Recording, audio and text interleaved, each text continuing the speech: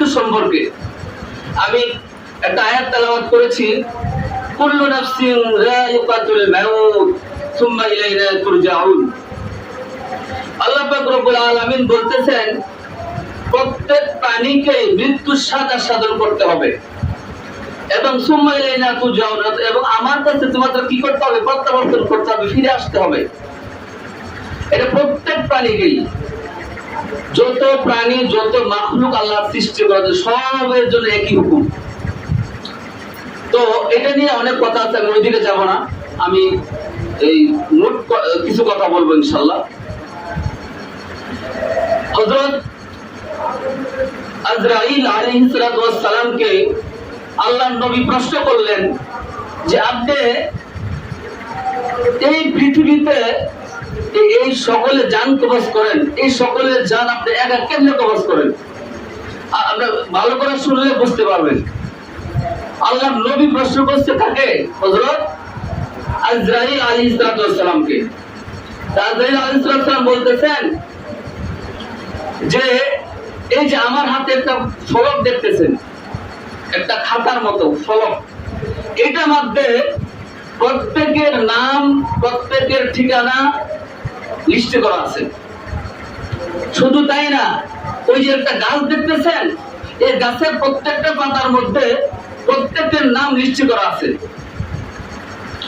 যখন কারো মৃত্যুর সময় ঘনিয়ে আসে, এই পাতাটা, এই গাছের পাতাটা হলুদ হলুদ বর্ণ ধারণ করে, তখনই আল্লাহ পাক রব্বুল আলামিন যে ফেরেশতা জীবিকার দণ্ড নির্ধারণ করা আছে তাকে আদেশ করেন তুমি ওই লোকের জীবিকা দিয়ে দাও। দেখবেন মৃত্যুর আগে কিছু লোক এমন খাওয়া খা, একদিন আগে হোক, 1 ঘন্টা আগে হোক, এরকম অনেক রোজী আছে, কিন্তু এই খাইছে 1 ঘন্টা পরে সে ইন্তেকাল করছে, মানে তার রিজিক শেষ, তার রিজিক শেষ হয়ে গেছে। যখন তার রিজিক শেষ হয়ে যায়, এই পাতাটা পড়ে যাওয়ার সাথে সাথে হযরত আজরাইল আলাইহিস সালাম এই ব্যক্তির জান কবজ করেন এবং হুজুর সাল্লাল্লাহু আলাইহি সাল্লামকে বলতেছেন যদি একটা প্লেটের মধ্যে যদি অনেকগুলো পিপিলিকা থাকে আপনার সামনে, আর আপনি কি এই পিপিলিকা মারার জন্য চিন্তা করবেন? আপনি কোনটা মারবেন? চিন্তা করবেন না। ঠিক তদ্রুপ আমার সামনে এই পৃথিবীটা হচ্ছে একটা পেয়ালার মতো, একটা প্লেনের মতো, সকল কিছু আমার সামনে থাকে। যখন যার সময় আসে, আমি আল্লাহর আদেশে তার জান কবজ করি। হুজুর আকরাম সাল্লাল্লাহু আলাইহি ওয়াসাল্লাম বলতেছেন যে আপনি যে অত মানুষের জান কবজ করেন, কারো কাছ থেকে কি শুনেছেন যে তার জান কবজ করতে কতটুকু কষ্ট হয়েছে? তখন আজরাইল আলাইহিস সালাম বলতেছেন যে আল্লাহ পাক রব্বুল আলামিনের কাছে হযরত ইদ্রিস নবী আলাইহিস সালাম বলছিলেন যে আমি মৃত্যুর আগে মৃত্যুর স্বাদ আস্বাদন করতে চাই। তো আল্লাহ পাক রব্বুল আলামিন তাকে তার আল্লাহ পাকের আদেশে হযরত ইদ্রিস আলাইহিস সালামকে আমি মৃত্যু দেওয়ার পরে আবার তার জানকে তাকে দিয়ে দিয়েছি। তারপরে হযরত ইদ্রিস আলাইহিস সালামকে আমি প্রশ্ন করেছিলাম যে আপনি যে মৃত্যুবরণ করেছেন আপনার কেমন কষ্ট হয়েছে? হযরত ইদ্রিস আলাইহিস সালাম বলতেছেন আমার মনে হচ্ছে যেন আমার চামড়াটা, আমার শরীরের চামড়াটা উল্টা দিকে কেউ টেনে হেঁচড়ে ছিঁড়তেছে, এরকম মনে হচ্ছে। কথা ভালো করে শুনলে বুঝবেন। যখন আজরাইল আলাইহিস সালাম এই কথা বললেন, আমাদের নবী হযরত মুহাম্মদ মুস্তাফা সাল্লাল্লাহু আলাইহি ওয়াসাল্লাম এই কথা শুনে, এই মৃত্যুর ভয়ঙ্কর কথা শুনে উনি বিচলিত হয়ে গেলেন, মানে হতাশ, নার্ভাস হয়ে গেলেন। তখন হযরত আজরাইল আলাইহিস সালাম বলতেছেন হে মুহাম্মদ সাল্লাল্লাহু আলাইহি ওয়াসাল্লাম আপনি মন ঘাবড়েন না, আপনার ঘাবড়ানোর কিছু না, আপনার উম্মতের জন্য সুসংবাদ আছে। যারা নেককার বান্দা, আল্লাহ পাক রব্বুল আলামিন আমাকে আদেশ করেছেন যারা নেককার বান্দা, যারা মুমিন বান্দা, যারা জান্নাতি বান্দা, তাদের জান কবজ করা হবে এরকম ভাবে যখন একটা শিশু তার মায়ের স্তনের দুধ পান করে ঘুমিয়ে যা কুলে। একটা শিশু কোলে থাকা অবস্থায় মা দুধ পান করতে করতে কি করে ভাই? ঘুমিয়ে যা। একজন মুমিন বান্দার, একজন জান্নাতি বান্দার জানটা এভাবে কবজ করবে। আল্লাহ পাক রব্বুল আলামিন বলতেছেন, ইয়া আইয়াতুহান নাফসুল মুতমাইন্নাহ, হে প্রশান্ত আত্মা, ইরজিই ইলা রাব্বিকি রাদিয়াতাম মারদিয়া, তোমরা ইরজিই প্রত্যাবর্তন করো, ফিরে আসো, রাদিয়াতাম মারদিয়া, আমার দিকে সন্তুষ্ট হয়ে এবং তুমি নিজে সন্তুষ্টের পাত্র হয়ে। ফাদখুলি ফি ইবাদি, তোমরা নেককার বান্দাদের সাথে শামিল হও। ওয়াদখুলি জান্নাতি, এবং জান্নাতে প্রবেশ করো। তার মানে এই না মৃত্যুর স্বাদ হবে না, মৃত্যুর স্বাদ হবেই। আল্লাহ তাআলা আরেক আয়াতে বলতেছেন, মৃত্যুর স্বাদ, সত্যিই মৃত্যুর স্বাদ হবে, এতে কোনো সন্দেহ নাই। এবং মৃত্যুর সাথে কিরকম হবে? যার আমল যতটুক, তার মৃত্যুটা এরকমই হবে। যে যতটুক আমল করেছে তার মৃত্যুটা এরকম ভাবেই হবে। ঠিক তদ্রুপ জান্নাতের ক্ষেত্রেও তাই, যে যতটুক আমল করবে তার জান্নাতটা তার জন্য এরকমই হবে।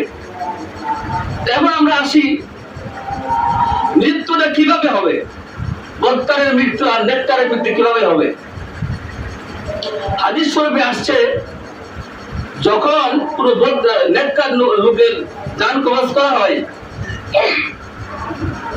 তো আল্লাহ পাক রব্বুল আলামিন জান্নাত থেকে তার জন্য ফেরেশতা পাঠিয়ে দেন। ফেরেশতারা দেখবেন মৃত্যুর আগে কিছু কিছু ব্যক্তি এরকম তাকায় দেখে, দেখিনি ভাই? এরকম দেখে। কিন্তু যারা জান্নাতি ব্যক্তি তারা দেখে, তাদের পাওয়ার, চোখের পাওয়ার যে পর্যন্ত যা, এই পর্যন্ত আল্লাহ পাক রব্বুল আলামিন জান্নাত থেকে ফেরেশতা পাঠায়া তার রূহকে স্বাগতম জানানোর জন্য, তাদেরকে সংবর্ধনা, তার রূহকে সংবর্ধনা দেওয়ার জন্য এই পর্যন্ত ফেরেশতা পাঠায় দেয়। যে পর্যন্ত এই ব্যক্তি চোখ যা, তাকে যে পর্যন্ত দেখতে পারে, এই পর্যন্ত এরকম তার জন্য জান্নাতি ফেরেশতা পাঠায় দেয়। এবং জান্নাতি ফেরেশতারা তার রূহকে স্বাগতম জানাতে থাকে, ইয়া আইয়াতুহান নাফসুল মুতমাইন্নাহ, তুমি আসো, তুমি জান্নাতে প্রবেশ করো, তুমি আমাদের কাছে আসো, এরকম ভাবে প্রত্যেকে ডাকতে থাকে। যখন জান্নাতি ব্যক্তির জান কবজ করা হয়, সাথে সাথে জান্নাত থেকে ফেরেশতারা একটা রুমাল নিয়ে যায়, জান্নাতি আতর দিয়ে, এটা কি করা, আতর দিয়ে একটা রুমাল নিয়ে যায়। ফেরেশতা ওই বলে আমার কাছে দেন, আরেকজন বলে আমার কাছে দেন, ফেরেশতারা এরকম কাড়াকাড়ি লাগায় দেয় জান্নাতি ফেরেশতা, জান্নাতি লোকের রূহ দেওয়ার জন্য। যখন রূহটা দেওয়া হয়, এই রূহটাকে স্বাগতম জানাইতে প্রথম আসমানে নেওয়া হয়। প্রথম আসমানে ফেরেশতারা জিজ্ঞাসা করে, তোমরা কাকে নিয়ে এসেছো? তোমরা কি অমুকের ব্যক্তি, অমুকের গ্রাম থেকে অমুকের ছেলেকে নিয়ে এসেছো? এরকম ভাবে ফেরেশতারা সংবোধনা দিতে থাকে, এরকম সংবোধনা দিতে থাকে। আর ফেরেশতারা বলতে থাকে, হ্যাঁ এরকম ব্যক্তিকে নিয়ে এসেছি। এরকম ভাবে প্রথম আসমান, দ্বিতীয় আসমান, তৃতীয় আসমান, সপ্তম আসমানে নিয়ে যাওয়ার পরে আল্লাহ পাক রব্বুল আলামিন বলেন, থামো, আর যেতে হবে না। ইল্লিজিন, এটাকে বলা হয় ইল্লিজিন। সপ্তম আসমানকে নাম বলা হয় ইল্লিজিন, এর একটা জগৎ।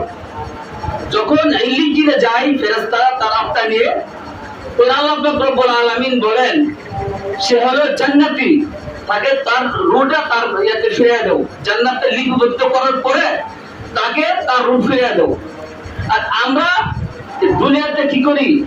আত্মা নিয়ে জান্নাতি ফেরেশতা জান্নাতের ইল্লিজিনে চলে যায়, আমরা তাকে কবর দেওয়ার জন্য গোসল করাই, আনুষঙ্গিক যা করার জন্য তা করাই। আর হাদিসে আসছে, যখন জান্নাতি ব্যক্তিকে কাফন দাফন করানো হয়, গোসল করানো হয়, জানাজা করা হয়, একবারে কাফন থেকে নিয়ে কবর পর্যন্ত ফেরেশতারা এরকম ভাবে তাকে কবরে নেওয়া পর্যন্ত সংবর্ধনা দিতে থাকে। কবরে যাওয়ার পরেও তাকে সংবর্ধনার মাধ্যমে কবরে রাখা হয়। তারপরে আল্লাহ পাক রব্বুল আলামিন ওই জান্নাতে ইল্লিজিনে তার লিপিবদ্ধ করানোর পরে এই তার আত্মাকে আবার তাকে ফেরত দেওয়া হয়। তাকে কি করা হয়? ফেরত দেওয়া হয়। ফেরত দেওয়ার পরে মালাকাইনি, দুই ফেরেশতা আসে, তারা ইজলিস তাকে বসায় বলে, তোমার রবকে, তোমার দিন কি, তোমার নবীকে, এরকম ভাবে প্রশ্ন করে। যখন প্রশ্ন করে যে জান্নাতি ব্যক্তির সাথে বলে রব্বি আল্লাহ, সে প্রশ্ন তো কি বলে ভাই রব্বি আল্লাহ। কারণ আমরা তো যখন আমাদের সকল রূপকে সৃষ্টি করা হয়েছে তখন আল্লাহ পাক রব্বুল আলামিন আমাদেরকে জিজ্ঞেস করছিলেন আলাস্তু বিরাব্বিকুম ক্বালু বালা, আমি কি তোমাদের প্রভু নই? তখন সকল আত্মা জান্নাতি জাহান্নামী কাফের মুশরিক বুজুর্গ সকলে বলেছিল হ্যাঁ ক্বালু বালা, আপনি আমাদের রব, আপনি আমাদের প্রভু। এটার মধ্যে 6টা কথা আছে।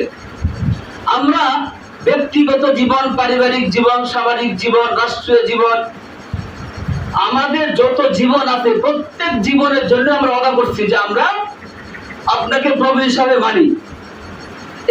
এই ক্ষেত্রে আপনাকে বুঝতে হবে আমি ব্যক্তিগত জীবন কিভাবে কাটাচ্ছি। আমি তো আমার প্রশ্নের জবাবে বলবো আল্লাহ তো আমার রূপ কি আল্লাহ, আল্লাহ বলার যে বলবো এটা এমনিতে আসবে না ভাই, এটার জন্য কাজ করতে হবে। আমি আসছে যখন আমাকে সৃষ্টি করা হয়েছে তখনই আমি ওয়াদা করে আসছি, ওয়াদা করে আসছি যে আমার ব্যক্তিগত জীবন, সামাজিক জীবন, পারিবারিক জীবন, রাষ্ট্রীয় জীবন, আন্তর্জাতিক জীবন, সকল জীবনের প্রভুকে আল্লাহ আমরা স্বীকার করে তারপরে আমরা দুনিয়াতে আসছি। যখন আমি ব্যক্তিগত জীবনে আমার আল্লাহ পাক রব্বুল আলামিনকে স্বীকার করেছি, যা আমি যদি মানতে পারি তাহলে আমি উত্তর দিতে পারবো। পারিবারিক জীবন বলেন, রাষ্ট্রীয় জীবন বলেন, প্রত্যেক জীবনে এভাবেই যদি মানতে পারি তাহলে আমি কবরে গিয়ে আমি সহজে উত্তর দিতে পারবো। তখন এক প্রশ্নের জবাব গেল, আরেক প্রশ্ন, দ্বিতীয় প্রশ্নের জবাবে বলবে তোমার দিন কি? দিন আল ইসলাম। সে বলে দিন আমার দিন ইসলাম। এভাবে বলবে তোমার নবীকে, নবী যদি জান্নাতি বান্দারা বলে দিবে যে আমার নবীকে হযরত মুহাম্মদ মুস্তাফা সাল্লাল্লাহু আলাইহি ওয়াসাল্লাম। আর ঠিক তদ্রুপ তেমনি ভাবে একজন বদকার বান্দা, যে জাহান্নামী বান্দা, ঠিক তার উল্টাটা, তার জান কবজ করার সময় জাহান্নাম থেকে ফেরেশতারা আয়েশা এমন রূপ ধারণ করবে সে দেখার পরে চোখ উল্টে যাবে, মোটা মোটা চোখ, আবো দেহ, মানে যারা জিন ভূতের একটু নড়াচড়া দিচ্ছে তারা বলতে পারবে একটু দেখলে অবস্থা খারাপ, বেশ হয়ে যায়। আর যখন বদকার ফেরেশতারা আসবে বদকার লোকের সামনে, জাহান্নামের লোকের সামনে, ঠিক তদ্রুপ সেইভাবেই সে হাটপিল করবে, একবেকাল করবে, তাকে ঠিক এমনি ভাবে তাকে তার আত্মাটাকে সালার বস্তার মধ্যে পেঁচায়া, কারণ এটা তো বন্ধ আত্মা। জাহান্নামের আত্মা কি ভাই? বন্ধ আত্মা। একটা আরেকটা ফেরেশতাকে বলবে তাড়াতাড়ি এটা বস্তার মাধ্যমে মোড়াও, বন্ধ আসতেছে, বৃষ্টি বন্ধ আসতেছে, এরকম জাহান্নামের আত্মাকে বলবে। বলার পরে তার আত্মাকে এমনি ভাবে প্রথম আসমানে নিয়ে যাওয়ার পরেই আল্লাহ পাক রব্বুল আলামিন বলবেন তোমাকে আর এই আত্মাকে তোমার উপরে নেওয়া যাওয়ার দরকার নাই, সে জাহান্নামী, তাকে সিজ্জিনে পাঠিয়ে দাও। একটা হলো ইলিজিন, জান্নাতের একটা বাসস্থানের নাম, সিজ্জিন জাহান্নামের একটা জায়গার নাম, তাকে সিজ্জিনে দিয়ে দাও, তার নামটা জাহান্নাম লিস্টে করে দাও। এরকম ভাবে তাকে এরকম ভাবে কি করবে, একবারে জানাজার থেকে নিয়ে কবর পর্যন্ত জাহান্নামের ফেরেশতারা তারে বদ্ধ দিতে দিতে তাকে নিয়ে যাবে। এমনি ভাবে তাকে তার আত্মাটা তার কবরে তাকে দিয়ে দিবে। দেওয়া দেওয়ার পরে বলবে, দুই ফেরেশতা তাকে জিজ্ঞাসা করবে, 3 প্রশ্ন করবে। 3 প্রশ্নের জবাব সে বলে লাভ দি, বিস্তারিত বললাম না, সময় নেই। লাভ দি বলতে পারবে। তাকে তারপরে কি করবে, আল্লাহ পাক রব্বুল আলামিন তাকে ফেরেশতাদেরকে আদেশ করবেন তাকে জাহান্নামের পোশাক পরিয়ে দাও, তার কবরে জাহান্নামের আগুন ধরিয়ে দাও, তার কবরটাকে জাহান্নামের সাথে কি করে দাও, সংযোগ করে দাও। নাউযুবিল্লাহ, আল্লাহ পাক আমাদেরকে হেফাজত করুন ভাই। আরেকটা জিনিস এই জায়গায় আমরা মনে করি যে আমাদের মাতা পিতা কবর কত ভয়ঙ্কর, মৃত্যু কত ভয়ঙ্কর। আমাদের মাতা পিতা আমাদেরকে যে কষ্ট করে লালন পালন করতে ভাই, তাদেরকে কিন্তু আমাদের হাতে এই বাড়ি গাড়ি, 5 তলা 10 তলা বাড়ি, হাজার হাজার কোটি টাকার মালিক, সম্বল কি ভাই? 3টা কাপড়। 3টা কাপড় ছাড়া আর কিচ্ছু নেই না ভাই।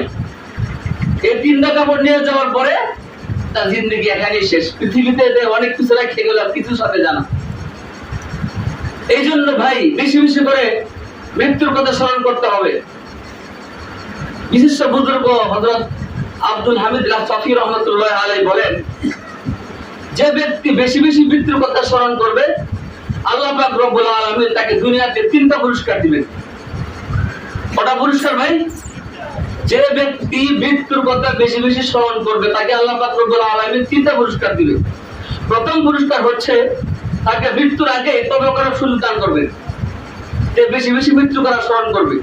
দ্বিতীয় পুরস্কার হচ্ছে যে ব্যক্তি বেশি বেশি মৃত্যুর কথা স্মরণ করবে আল্লাহ পাক রব্বুল আলামিন তার ইবাদত বندگی করার মতো মজা দান করবেন। এবং তৃতীয় নম্বর পুরস্কার হচ্ছে আল্লাহ পাক রব্বুল আলামিন তাকে সে যা রুজি রোজগার করবে এর মধ্যেই সন্তুষ্ট হবে। তার কোনো রূপ লালসা থাকবে না যে আমার একটা এটা করতে হবে, আমার বাড়ি করতে হবে, আমার গাড়ি করতে হবে। আল্লাহ পাক যা দিবেন তার মধ্যে সে কি করবে? সন্তুষ্ট হবে।